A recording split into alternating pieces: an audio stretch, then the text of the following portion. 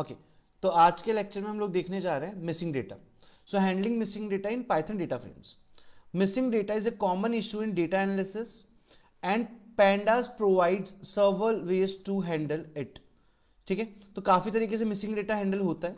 Now identifying missing data, पहला topic है कि मिसिंग डेटा को आइडेंटिफाई कैसे करें कि इस डेटा के अंदर कोई डेटा मिसिंग है या नहीं है. Missing data in a data frame is often represented as NaN. तो मिसिंग डेटा को पाइथन के अंदर NaN से रिप्रेजेंट किया जाता है, that stand for not a number. You can use this methods. दो मेथड्स गिवन है, is null and not null. Is null क्या करता है, returns true for missing values. अगर मिसिंग वैल्यू है या मिसिंग डेटा है तो ये वैल्यू देगा ट्रू. और नॉट नल क्या करेगा, अगर मिसिंग वैल्यू है तो फॉल्स देगा. सही, इस तरीके से हम काम करेंगे. तो हम सबसे पहले एक डेटा पिक कर लेते हैं और इस डेटा को ले जाते हैं हमारे यहां पे.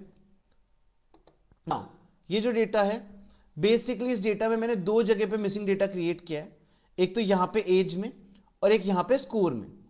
तो सबसे पहले हम मिसिंग डेटा को आइडेंटिफाई करने वाले फंक्शंस या मेथड्स पढ़ने जा रहे हैं.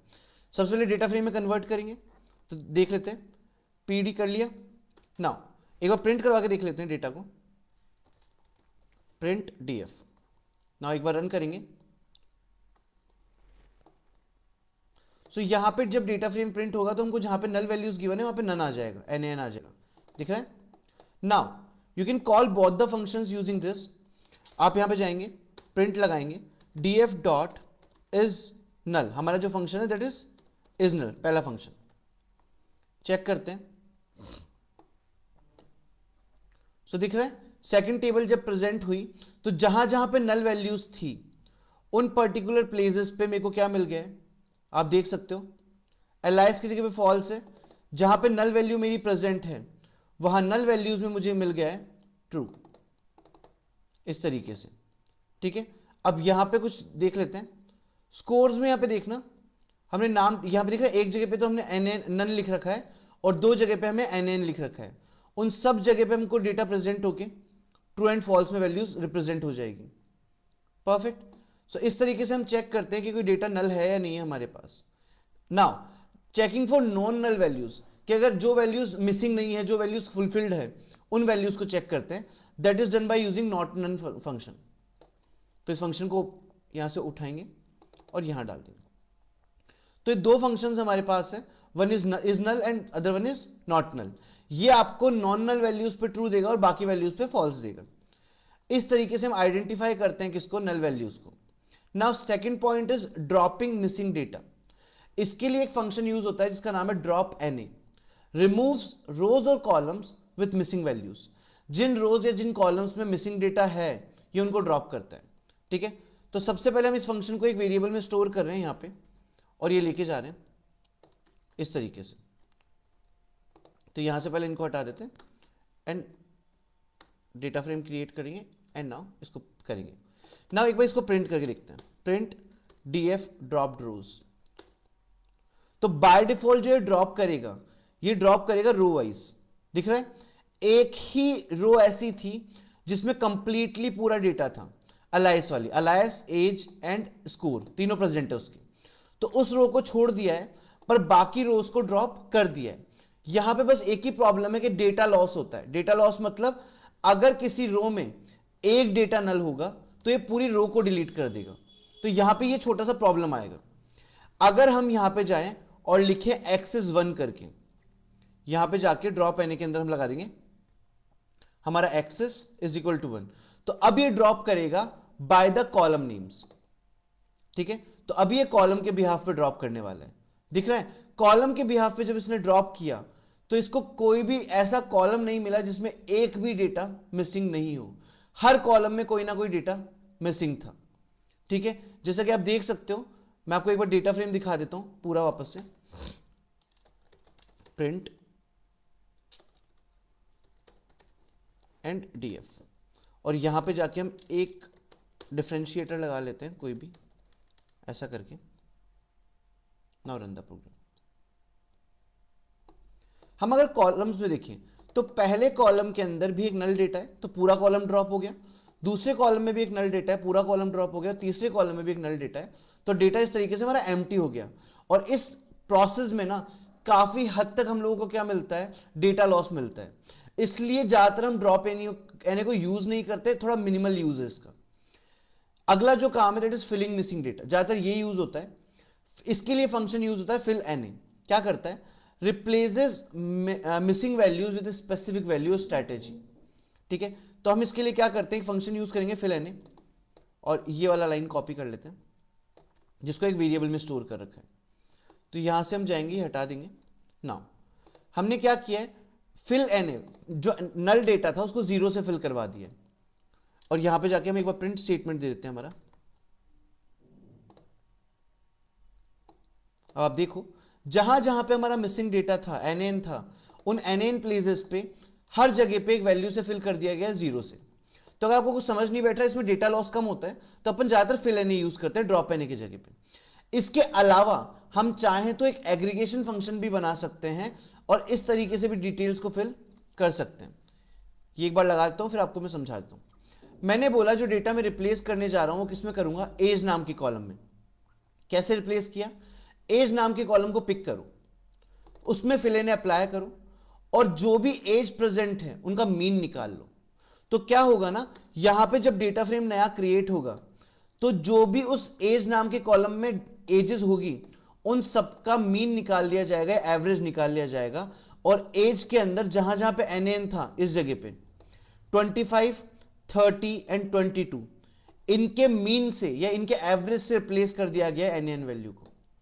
तो आप इस तरीके से भी काम कर सकते हैं। फॉर्मेट क्या होगा, write the name of the column you want to fill, then target the column, provide fill any, उसके बाद आप इस कॉलम पे आप एग्रीगेट फंक्शन लगा लें, सम लगा लें, एवरेज लगा लें, मीन लगा लें, मोड, स्टैंडर्ड डिवीजन, जो भी आपकी मर्जी हो।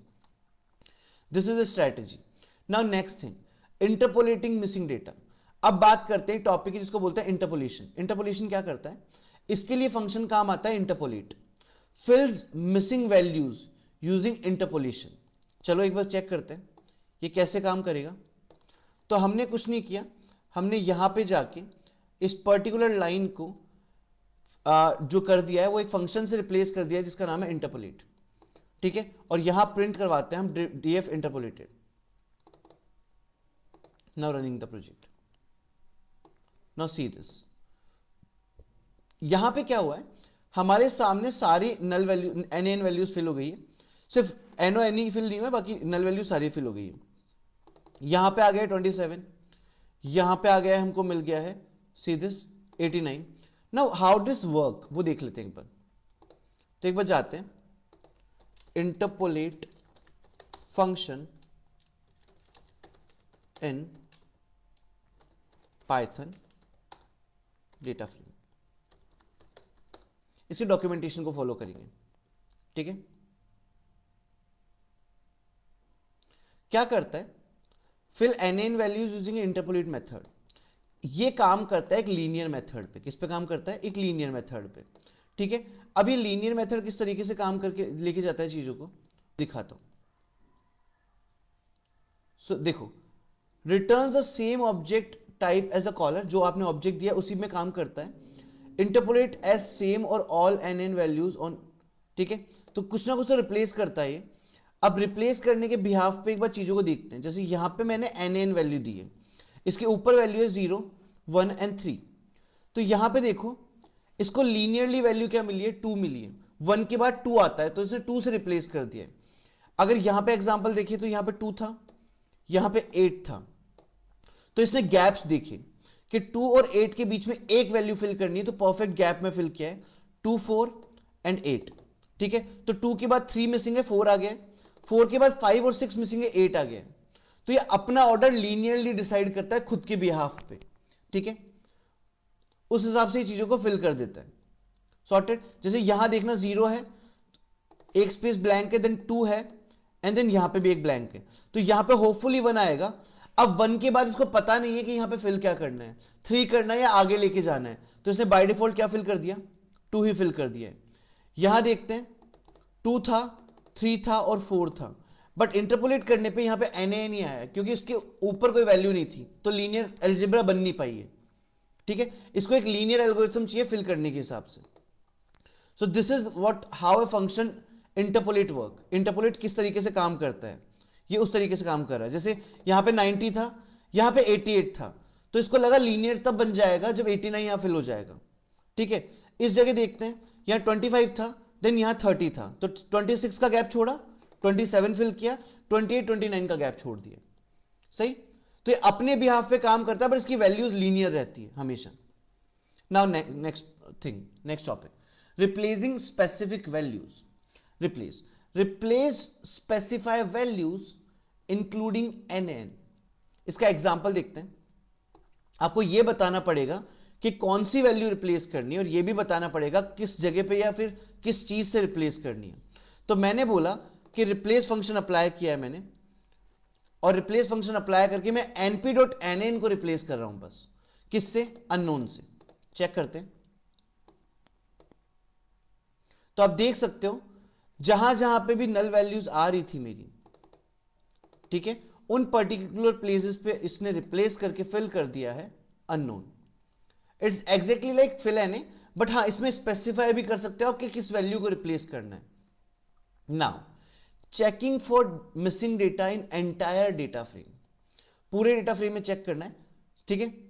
इसके लिए एक फंक्शन हमने अभी देखा, df इज नल, ठीक है। एक बार ये अप्लाई करके देखते हैं। तो एक बार यहां जाते हैं, इसको हम हटाते हैं, और यहां पे हमने इज नल लगाया, उसके साथ में एनी फंक्शन का भी यूज किया है।